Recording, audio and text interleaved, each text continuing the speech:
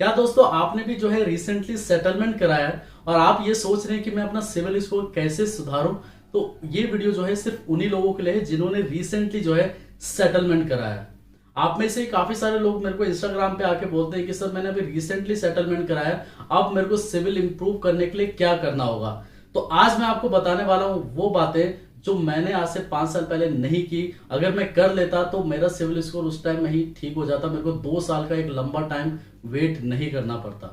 दोस्तों जब हम एक सेटलमेंट कराते हैं तो हम रिलैक्स हो जाते हैं, चलो यार ये बर्डन चला गया, अब मेरे को लोन की जरूरत ही नहीं पड़ेगी फ्यूचर में। लेकिन हम ये हाथ पे हाथ धर के जो बैठ जाते हैं, इससे जो होती है फ्यूचर में प्रॉब्लम। प्रॉब्लम क्या होती है दोस्तों कि जाहिर सी बात है कि लोन की जरूरत कभी ना कभी किसी को भी पड़ जाती है। अब इतने बड़े पैसे वाले तो है नहीं, जाहिर सी बात है कि जिस लोन का सेटलमेंट कराया, अगर पैसे वाले होते तो उस लोन का सेटलमेंट कराने की जरूरत नहीं पड़ती या उस लोन को लेने की जरूरत ही नहीं पड़ती। लेकिन दोस्तों अगर आपको लग रहा है कि फ्यूचर में मेरे को प्रॉब्लम हो सकती है, मेरे को लोन लेने को हो सकता है कि मेरे को लोन लेना पड़े, चाहे वो कोई भी लोन हो, तो उस केस में आप जल्दी से जल्दी जैसे आप सेटलमेंट कराते हैं तो गोल्ड लोन या एफडी अगेंस्ट क्रेडिट कार्ड ले लें। यहां पर दो बातें हैं दोस्तों कि अगर आपके पास 4 बैंक के क्रेडिट कार्ड है और 2 बैंक के लोन चल रहे हैं और 2 बैंक का आपने जो है लोन चल रहा था उसका आपने सेटलमेंट करा लिया, लेकिन बाकी की जो 4 बैंक के क्रेडिट कार्ड आपके पास है उसका अगर आप टाइमली पेमेंट कर रहे हैं तो वो आपके सिविल स्कोर को सुधार लेगा, मतलब वो आपके सिविल स्कोर को बाद में जाके रिकवर कर लेगा।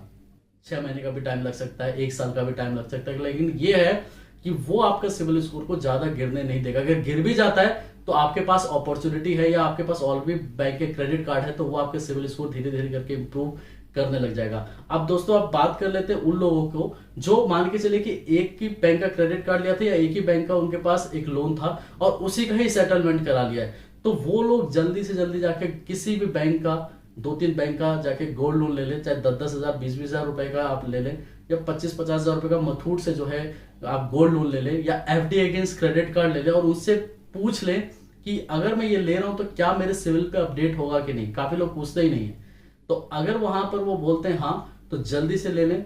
जैसे मैंने एचडीएफसी का लोगों को बताया, कोटेक का बताया, वहां से आप गोल्ड लोन ले सकते हैं या आप जो है मथूट से ले सकते हैं। तो यहाँ पर क्या होता है आपके सिविल रिपोर्ट पे अपडेट हो जाएगा, इस तरीके से आप देख पा रहे होंगे और आप इसका टाइमली पेमेंट करते जाइए, आपका सिविल स्कोर जो है जल्दी इंप्रूव होने लगेगा।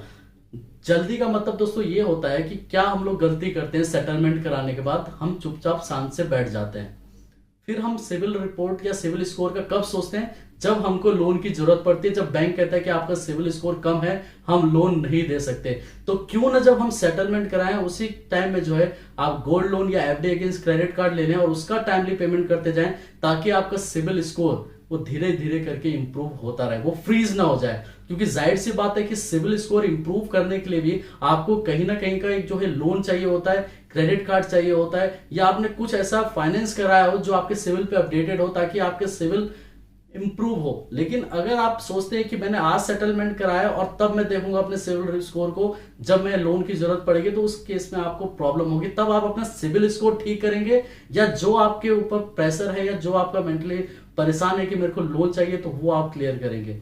तो इससे अच्छा क्यों ना आप सेटलमेंट आपने कराया तो रिसेंटली आप जो है एफडी अगेंस्ट क्रेडिट कार्ड या गोल्ड लोन ले लें ताकि आपका सिविल स्कोर धीरे धीरे करके इंप्रूव होने लग जाए। और आपके पास ऑलरेडी कोई लोन्स पहले से ही रनिंग है और आपने एक का सेटलमेंट कराया और बाकी के लोन जो है टाइमली जा रहे हैं, तो उसको टाइमली आप पे करते रहिए, वो आपका सिविल स्कोर ठीक कर देगा। मोरल ऑफ द स्टोरी यहां पर यही थी दोस्तों कि अगर आपने रिसेंटली जो है सेटलमेंट करा लिया है और ऑलरेडी आपके पास लोन्स हैं और उसमें से एक का ही सेटलमेंट किया है, तो आप बाकी का टाइमली पेमेंट करते रहिए। या अगर आपने एक ही लोन लिया था या एक ही बैंक का क्रेडिट कार्ड था उसका आपने सेटलमेंट करा दिया है, तो उस केस में एफडी अगेंस्ट क्रेडिट कार्ड या गोल्ड लोन जाके ले ले ताकि आपका सिविल स्कोर इंप्रूव होने लग जाए। मेरे जैसे दोस्तों मत करना। आज से 5 साल पहले मैंने क्या किया कि मैं वेट करता रहा, मेरे को लोन की जरूरत ही नहीं पड़ेगी, मेरा तो बर्डन चला गया। लेकिन नहीं, जब लोन की जरूरत पड़ी तो मेरा सिविल स्कोर बिल्कुल 640 पे आ चुका था। मैंने एक वीडियो भी बनाए थे कि 640 सिविल को 771 करने में मेरे को कितना टाइम लग गया। वैसे तो मैंने 2 साल तब बताए थे जब मैंने लोन लिया, लेकिन 1 साल का तो मैंने जिक्र ही नहीं किया उसमें। 1 साल तक मैं बैठा रहा, तब मेरे को लोन की जब जरूरत पड़ी तब मेरे को बैंक वाले कहते हैं कि सर हम लोन नहीं दे सकते, आपने सेटलमेंट कराया था 1 साल पहले। तब मैंने क्या किया दोस्तों कि मैं पहले तो 10 जगह के खुद ही लोन एप्लीकेशन डाउनलोड करके मेरे को लोन मिल जाए, 50,000 का मिल जाए, 1 लाख का मिल जाए।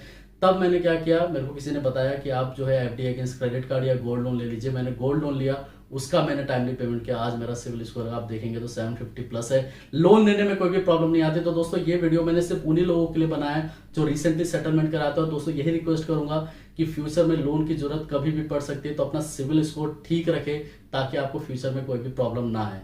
ठीक है दोस्तों, धन्यवाद।